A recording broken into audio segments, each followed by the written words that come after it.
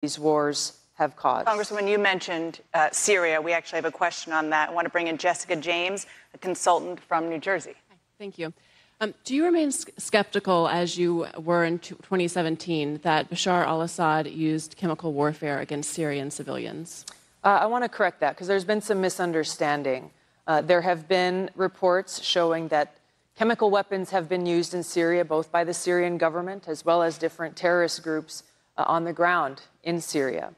The skepticism and the questions that I raised were very specific around incidents that the Trump administration was trying to use as an excuse to launch a U.S. military attack in Syria.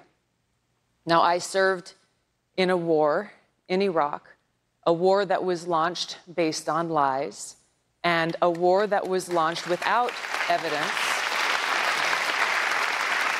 And so the American people were duped.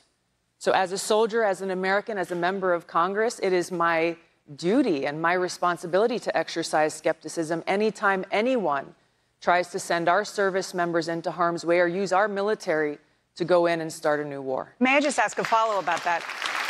Because, Congresswoman, the Defense Department, the United Nations agree that the Assad regime used chemical weapons against its own people. So, as president, would you trust the conclusions of your government?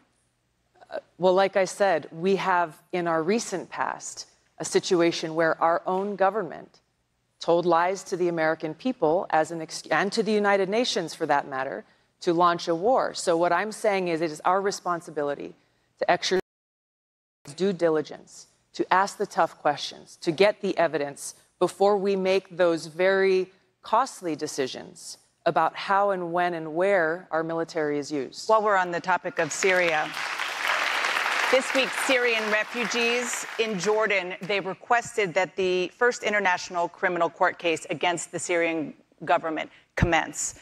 You met Bashar al-Assad in 2017. Do you believe that Assad is a war criminal? I think that the evidence needs to be gathered. And as I have said before, if there is evidence that he has committed war crimes, he should be prosecuted as such. But you're not sure now?